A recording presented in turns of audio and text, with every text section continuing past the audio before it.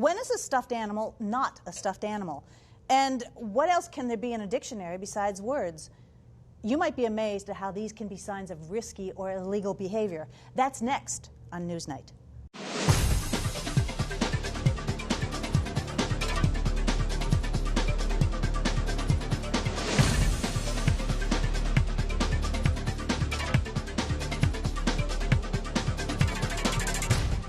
Welcome to Newsnight, and to what we hope will be a most informative program. You know, many of us are parents, and all of us, especially the parents of teenagers, want to trust and believe in our children. But sometimes in the world that we live in today, that's not entirely possible.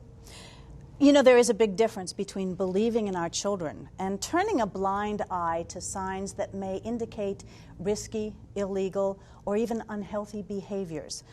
And sometimes the signs of those behaviors can be hidden in plain sight. That's the name of an exhibit and a presentation that's been put together by personnel from the Bath Township and the Copley Township Police Departments. They are here with us now to give us more insight into what, as parents, we can look for to ensure that our children are not endangering themselves. I want to introduce you to Marcy Mason, who is the youth worker with the Bath and Copley Township Juvenile Offender Diversion Programs. Next, we have Lisa Baker, who is a dispatcher, communications specialist, a parent, and she works for the Bath Township Police Department, and Detective Paul Webb, who is with the Copley Township Police Department. Welcome. Good morning. Good morning. Glad you're all here. Let's start with the basics. What is Hidden in Plain Sight? Hidden in Plain Sight is an exhibit. It's a traveling awareness program that we present to parents to educate them about risky behaviors young people are involved in. How did the idea for the program come about? I saw probably about 2 years ago a similar presentation at Brooksville Broadview Heights. It was a coalition from Toledo that came out and presented the program, and I was just really impressed and awed by it, and spoke to them afterwards about bringing it to our area. And it was quite pricey because they're coming from Toledo, and I'm like, well, for that much money we could do our own. So we did it. How did you do it? We asked, well, it was difficult to explain actually to some of our supervisors. They just couldn't quite understand the concept. So it was a little hard sell. But once we got going on it, each department chipped in $400. And then a business in Copley, Downing Enterprises, made a big donation to us, the whole entire backdrop that we have that kind of turns the area that we're presenting into a bedroom scene. So as I understand it, it's like a mock bedroom, and you set it all up. How long has the program been presented? And you do present all over Northeast Ohio, do you not? Yes. What about where in fact have you been? We've been to places in Copley a couple times. We've been to places in Bath and Richfield a couple times. Then we've started getting some more publicity about it, and people from all over have been calling us. We're scheduled in Twinsburg. We're scheduled in Woodridge. We presented in Northfield, Greene, Springfield. What kind of audiences do you get for this program? Parents. Parents mostly? We had a few grandparents. Okay. But if I understand correctly, you don't want children there. You don't want teenagers there. Why? Well, that's easy. Basically, what we want to do is we want to educate parents in this particular program. The parents are the ones that would be looking in a child's bedroom. We don't want to give children ideas on how they might use these behaviors, because they get plenty of ideas from all kinds of sources these days. So our idea is to educate parents to what the kids might be looking to try or do, and maybe some things that they don't know about. In other words, might be right in front of their face in the child's bedroom, some indicators that maybe are risky behaviors. How did you find out about the kind of items that a little later in the program we're going to be showing the audience? How did you come about finding out about those things? I think, in our work talking with kids and our own experiences from when we were teenagers, some of those things are still out around? there. And then, the internet is just an incredible source of information, both good and bad. Okay. And we made a couple trips to some stores and did some online shopping. So walk our viewers, let's say, through a presentation. You go into a school or a setting, and what do you do? We encourage participants to interact, explore, look at things, open things up, tear things apart, dig through the trash can, And this is in the mock bedroom that you have set up? Yes. Okay. And just let them go, explore. We don't really point things out. We just let them, the first half hour is usually that exploration and interaction time. And then they sit down and we do about an hour and a half PowerPoint presentation where we try to go through every single item in the room. And there's between 150 and 200 different items. What kind of reaction do you get from parents? I mean, when they first walk into that bedroom, do they know what they're looking for? I think a lot of them were shocked. Why, Lisa? Just different things. Things have changed. The different things that kids create by the internet, YouTube. It's just, I was in shock. Okay, all right. Paul? It can be a little bit overwhelming because, like you mentioned, there are like 170 some items in there. And so we'll get lots of questions. And usually what we ask the parents to do is as we sit down for the PowerPoint is to, bring that up, and then we'll talk about, what they have questions about. We bring them information, but, when they see an item and they're curious about it, just like a kid would be curious about something, we answer all their questions to the best of our ability. Well, what we're going to do is we want our viewers to know that posted at newsnight.net, we'll have all kinds of information about the Hidden in Plain Sight program, including some slides about that mock bedroom, in fact, that's set up on their presentation. And don't forget, also on newsnight.net, you can go to archived programs, check our blogs, and even contribute to the program. That's newsnight.net.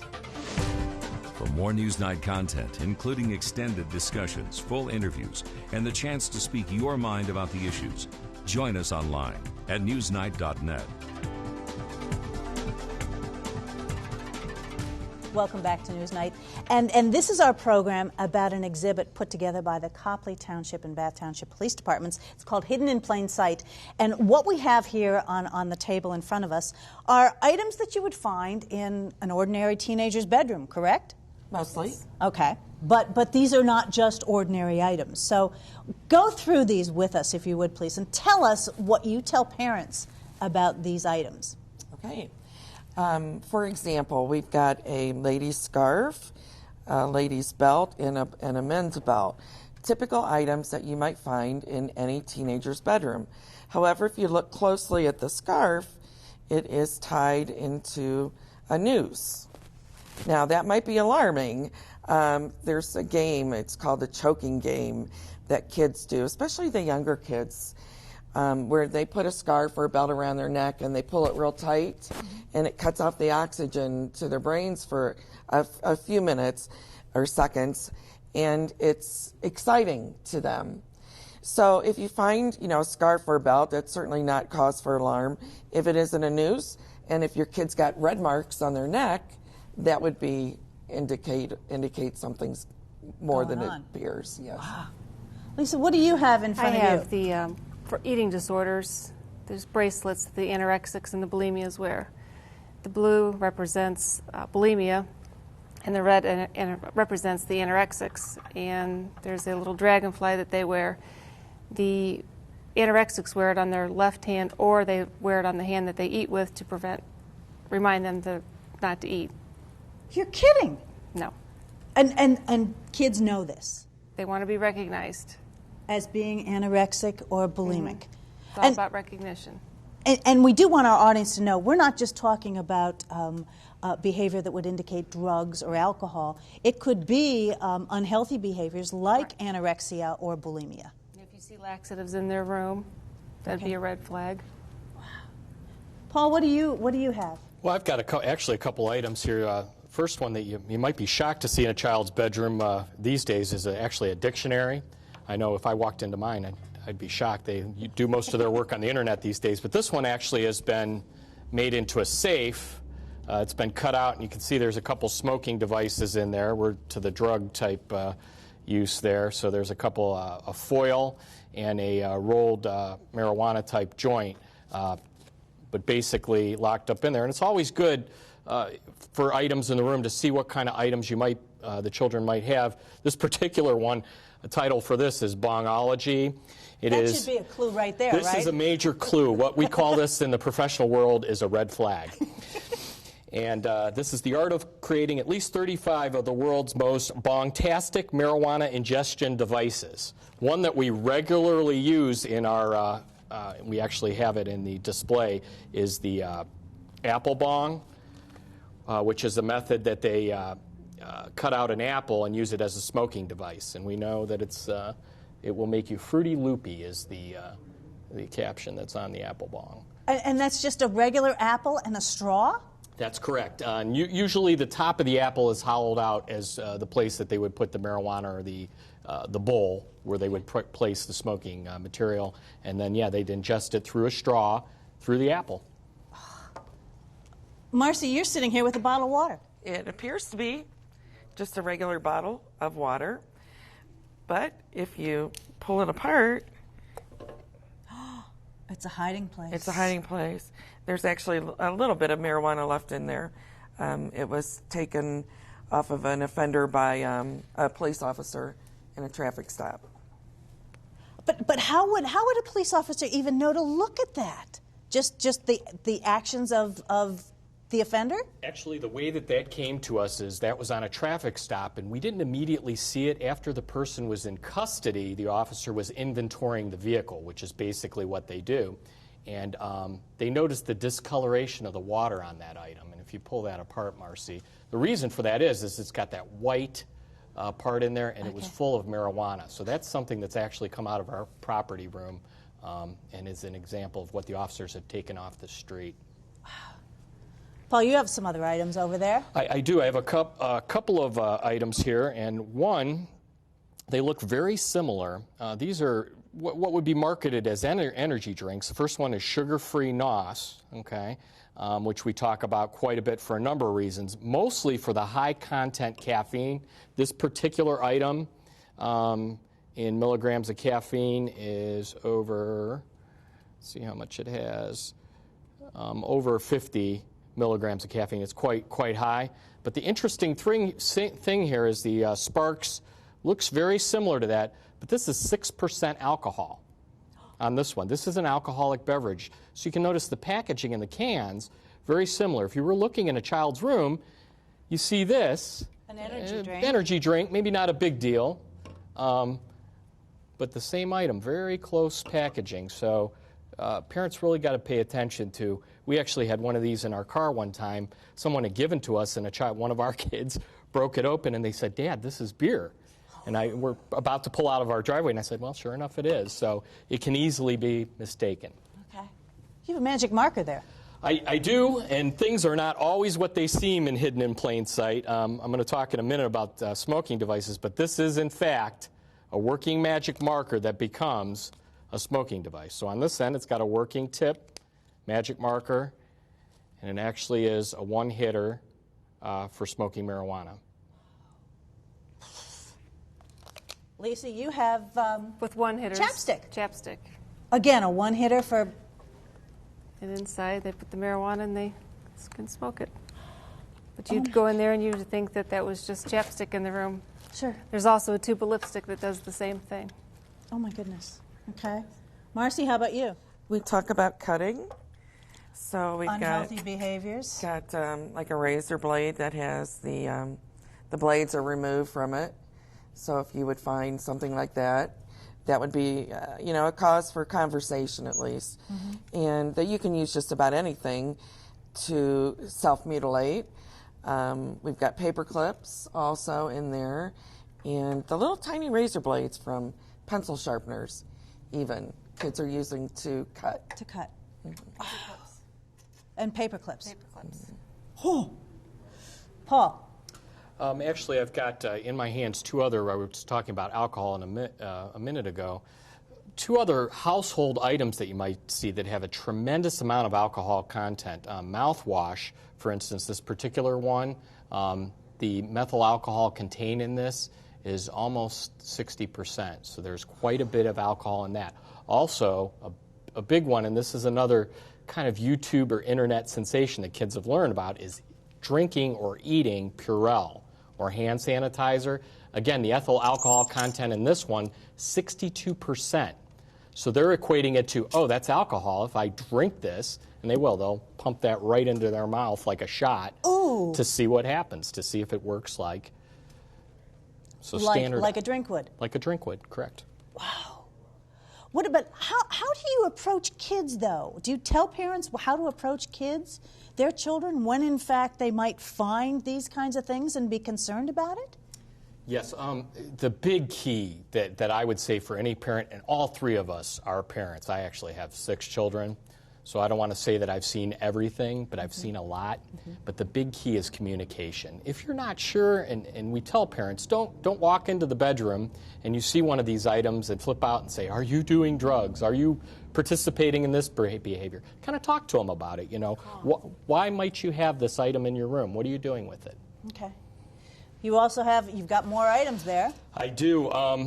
Unfortunately, with all the talk of medicinal marijuana and legalization across the United States, marijuana is a big topic. I can tell you in our particular local school system, marijuana is probably the biggest problem that we have.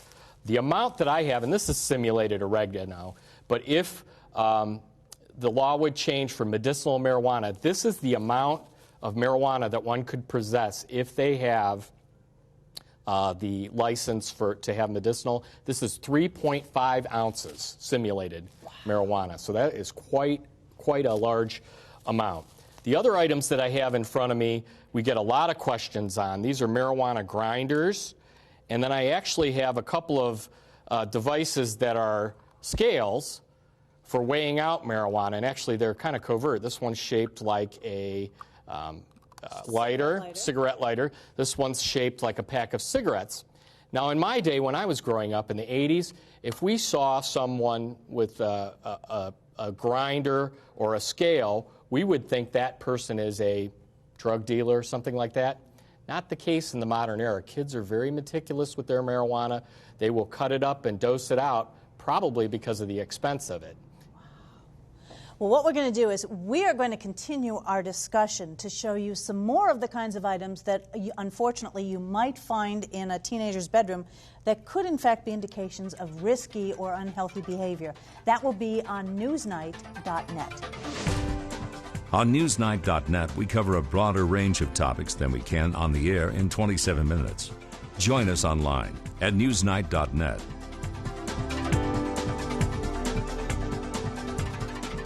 We're back for the final segment on our program about Hidden in Plain Sight.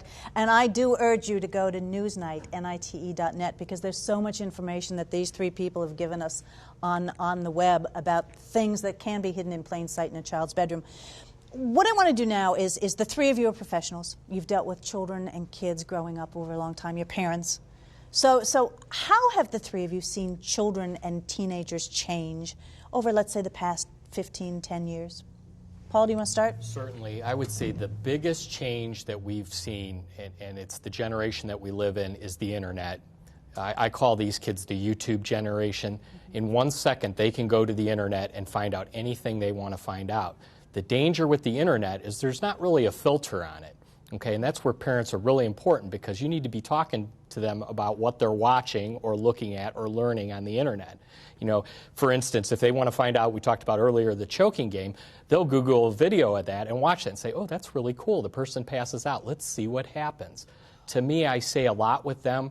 You might ask, why would they do something like that? It's entertainment to them. A lot of entertainment. Entertainment? That is entertainment. If you get on there, we have something that we talk about called the Cinnamon Challenge, where the person tries to ingest cinnamon, and of course you can't do it. And of course they spit it out all over the place. Well, I've seen this on the Internet because my children have showed it to me. And they spew it out there and they laugh. They laugh. It's all entertainment. But this is entertainment that's dangerous, is it not, Lisa? Very dangerous. I think kids have too much time on their hands. We used to play outside all the time. Now they stay in the house, the Internet, their phones. YouTube, Facebook, Instagram. They have too much time on their hands. Okay. And devices And they're that allowed they use. to have that time. Okay, how about parents, Marcy? I mean, obviously children have changed and the world has changed, but how have you seen, maybe working with juveniles, how have you seen parents change? I think both parents and kids, a big change for them has been their perception on the dangers of marijuana. Okay. And it's decreasing, obviously. And with the decriminalization that we're doing and legalization that we're doing across the country, kids and parents oftentimes thinks, what's the big deal? Right. It's not cocaine. We all believe that marijuana is still a very dangerous drug. The THC concentration in marijuana has increased tremendously from what it was when we were, from back in the 80s. And we don't know what kind of long-term effects that increased THC is going to have. So that's frightening to me. What about parents in terms of, are they afraid of approaching their children and making their children angry with them? I think so. Really? I do. And that's some of the advice I offer as a police officer when we do our presentation.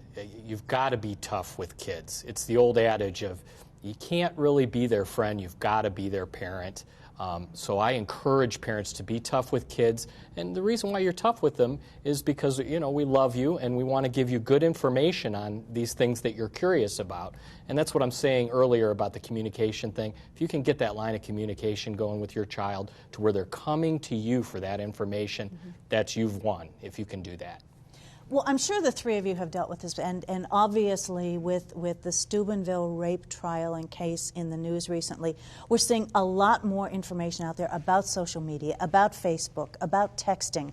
And I wondered if the three of you could talk to our audience and tell them about sexting and the dangers of what kids maybe don't understand that they're doing today. Well, the way the law is written in Ohio right now, if you're involved in a sexting incident. And explain to our audience exactly what sexting is, Marcy. It would be taking photographs, inappropriate photographs, when the person in the picture is a juvenile, the person taking the picture is a juvenile, or the person receiving the picture is a juvenile.